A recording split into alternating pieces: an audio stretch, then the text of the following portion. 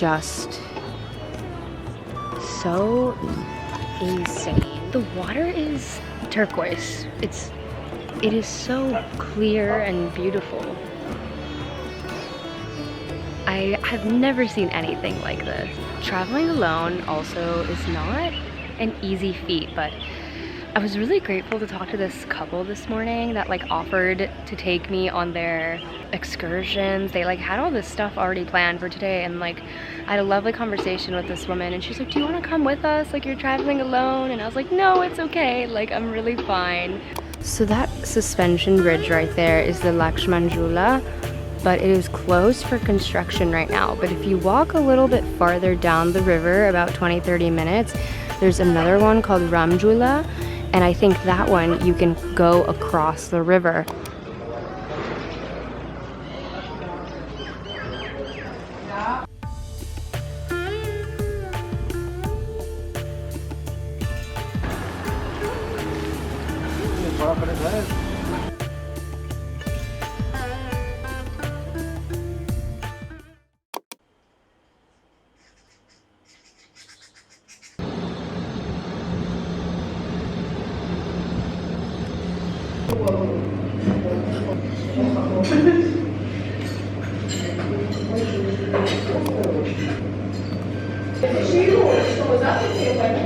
Good morning. So it is my second day here in Rishikesh.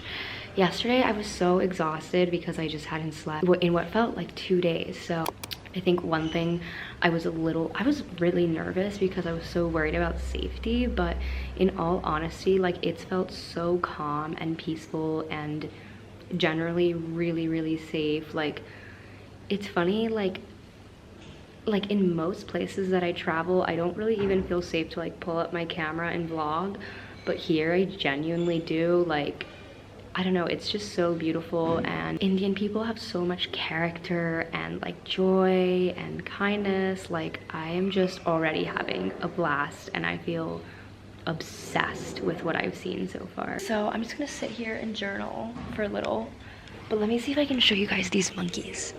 Oh my god, they're so mischievous.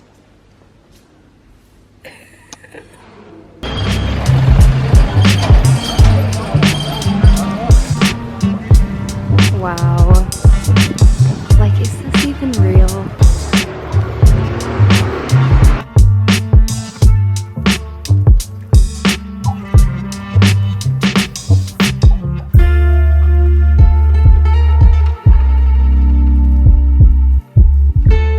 The architecture is so...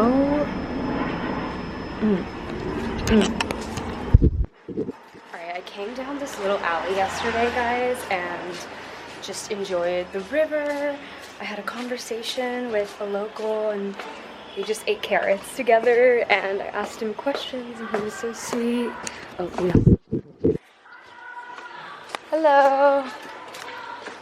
I really have no words to describe how magical it feels to be here. Like, I mean, kind of like the first thing I noticed about India is there's so many countries now when you travel that start morphing into more Western ways, like these coffee shops that you see everywhere now that are so modern and literally westernized, and India is just India. It doesn't try to be anything else. It just embraces itself, and the people have so much life and character and humor. It is so beautiful. Yesterday I was doing my meditation, and I just was doing gratitude, and I could not help but smile. Like, I'm just smiling like an idiot here in the best way. I'm just like, hello, namaste, like saying hi to everyone. It's just incredible. But on a more real note, I'm really hoping that by the end of my travels here in India, I sort of find my spark again and reconnect with myself. I felt very lost for the past couple months, and like, I will say, like, when I was traveling in Bali, I definitely was struggling in the sense that I did not feel connected to myself at all. Oh,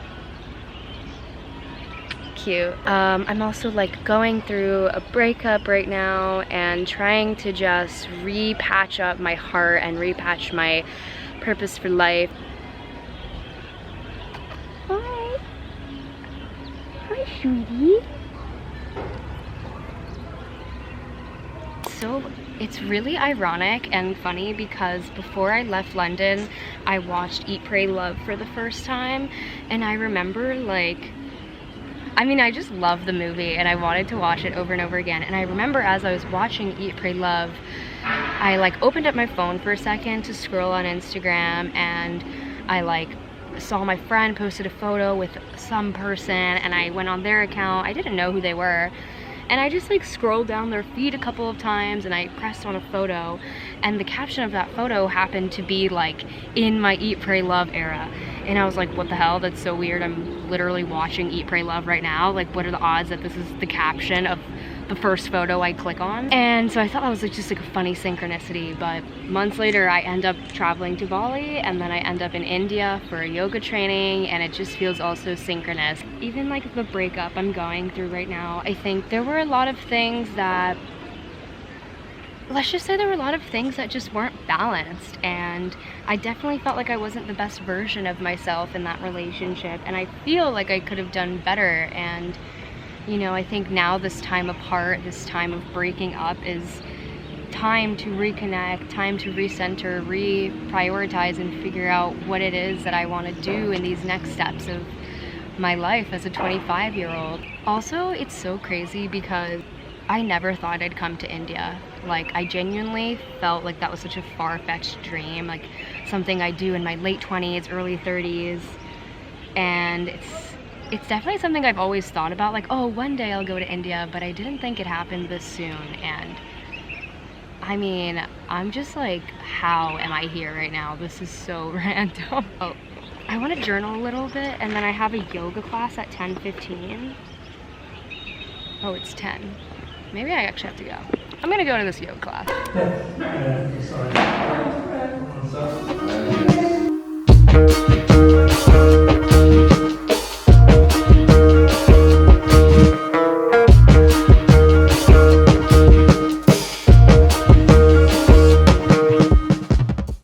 Okay, let's talk about that yoga class, because that was my first ever Indian yoga class, and it was really hard. But basically the yoga practice is building you up for one posture at the very end, from what I understood. So the one posture was splits, and so the whole class we just did poses like lizard pose and lunges and down dogs, and just preparing ourselves for split pose at the very end. Very challenging class. The teacher is like very stoic and disciplined and strict, which I kind of liked, but so different from like your typical Western, you know, American yoga class, or just any other class. I mean, I've taken yoga classes all over the world, and this was like a class like no other. Also, I just ate a very lovely palak paneer up on the rooftop of my hostel, and I don't eat gluten, and it's literally because my body just reacts terribly to it. And so I was trying to explain to the waiter up there, and he just wasn't getting it. And so he brought out roti, and I was like, ugh, like pulled up my translate. I was like, I'm allergic to gluten. I was like, this guy hates me. And then I like went to go pay, and we were having like a misunderstanding during the payment, and I just feel like he does not like me. But I'm gonna go there every day. I am determined to be friends with this guy. We've got a little bit of a language barrier, but I'm gonna make him like me.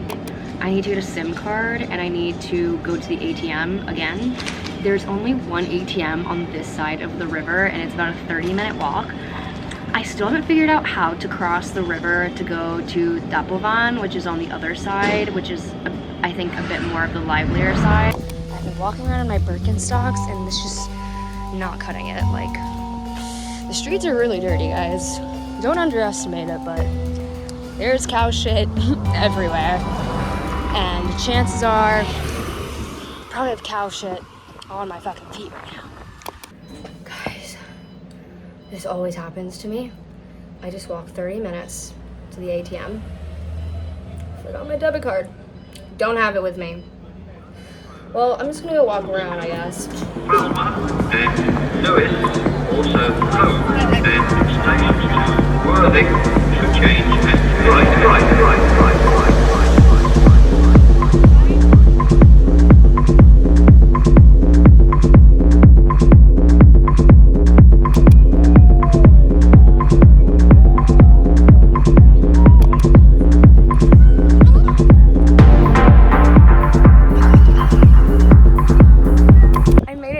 the Ganga.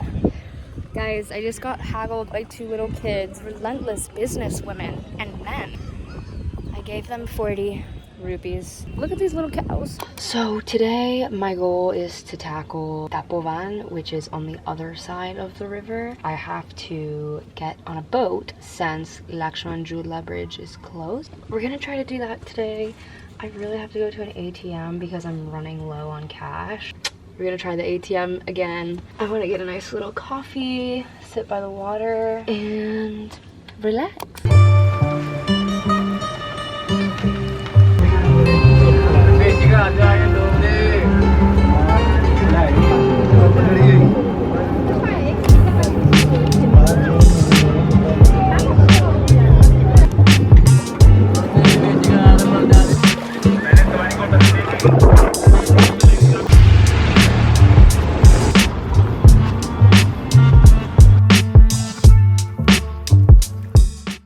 Finally found an ATM. I feel like more relaxed now that I have cash because I can actually like get around, pay for stuff. Oh my god, hold on.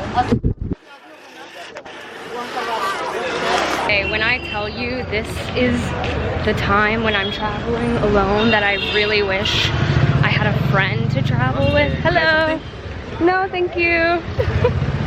This is the time where I'm like, fuck, I wish I had someone to travel with because it is so hectic, and to like be walking through these streets alone, it's kind of overwhelming. But it's really crazy because everyone is getting ready for Holi, and so a lot of people are coming in from all over India. My side is really, really calm. This is just like another level, guys. I really wish I had filmed more of that main road, but I was just like in survival mode. No, because now that I'm in the more calm area, I'm like, that was fucking insanity. Okay, and here is like where there's the Holi festival. I think they're starting to put stuff up. So I decided to fly out before my yoga training so I could experience Holi in India. And honestly, I was like, why am I gonna go to India and like completely miss Holi? Like, I'm flying during that specific time of year, so I might as well just do it. And I'm so glad I did, but I'm still trying to like make friends because, yeah, it's like, it's been a while that I've been traveling alone, and I'm not gonna lie, I'm just getting bored. I'm getting like consumed by my thoughts. There's only like so much journaling and meditation and self-reflection that I can do, because after a certain point, I'm like, I just want to hang out with people. Like, I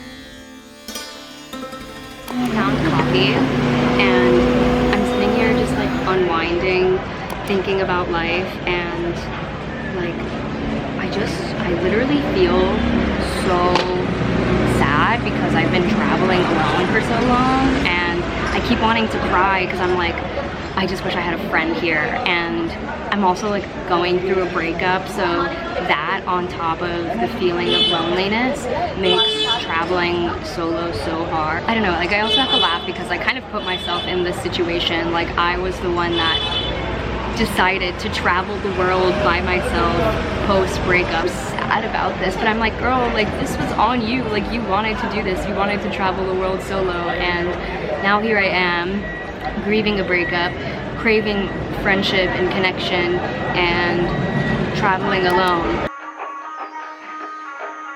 So tonight there's gonna be like bonfires all around the river, and like that little bush right there is going to be the fire, and then there's another one on the other side as well.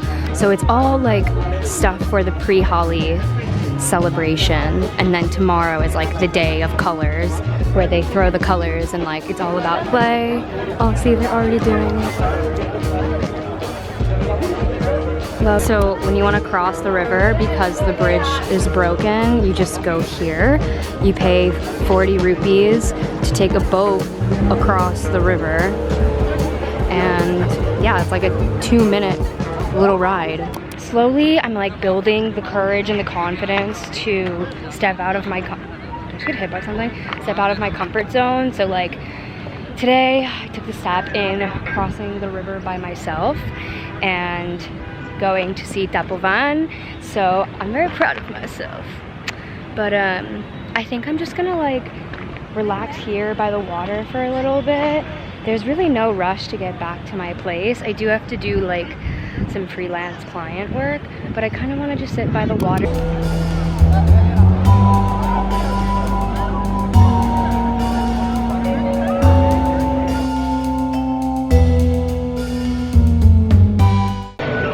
Alright, so I've come down for the burning of the bonfires and the sunset. So, oh, hello, sorry.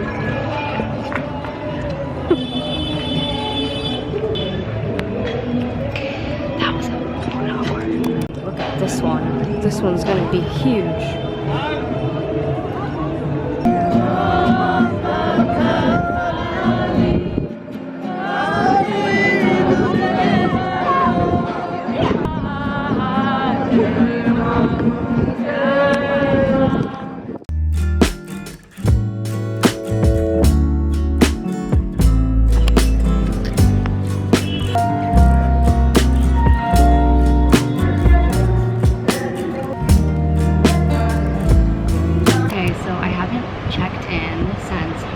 It's been a couple of days now.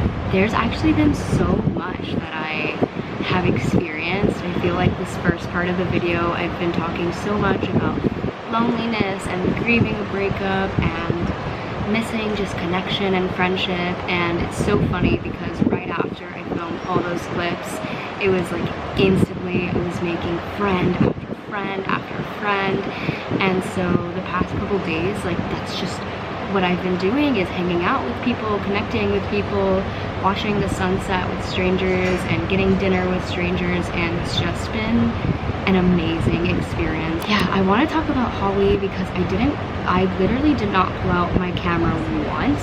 I took like one photo, I'll put them here.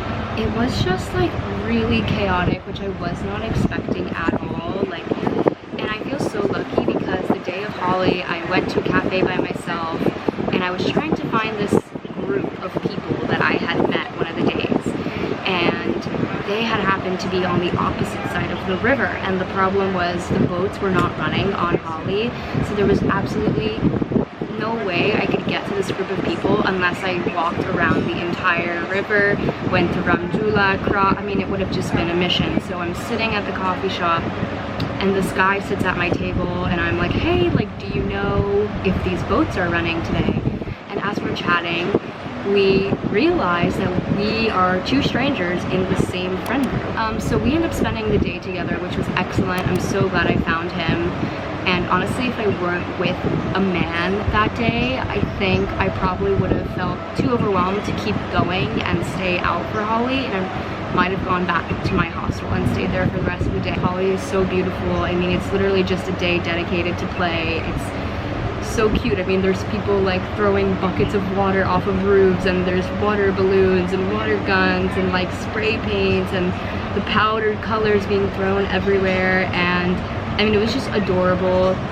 Obviously, so many Indian people coming from all over the country, and so just like coming across the best people ever. Thank you. So here's the caveat to it all. While I had such an incredible experience, I had a moment of panic and overwhelm because I felt like it was also a day where men felt like they could sort of take advantage of touching a woman however they like, if you get what I'm saying. And so there were many moments where I was just being bombarded by men. Like, it would be like 4 or 5 men coming up to me at once, bringing their hands up to my face, smearing their hands all over my face. Like, I'd look over at my friend that I was with and he practically had nothing on his face. It was like men were personally like choosing me, you know? I think for next time, participate in Holi at a hostel or like at my ashram. At one point I felt like this guy was just continuously spraying me in the eyes, like on purpose. Like, it's like he wouldn't stop and I couldn't see, and I was like getting these like chemicals in my eyes, and I had to eventually just take a break at an ashram and stay there for a couple hours because I just felt so panicked. I wanted to come to India early to experience Holi, and I'm sad that was part of my experience, but it's definitely like always a learning lesson as a traveler.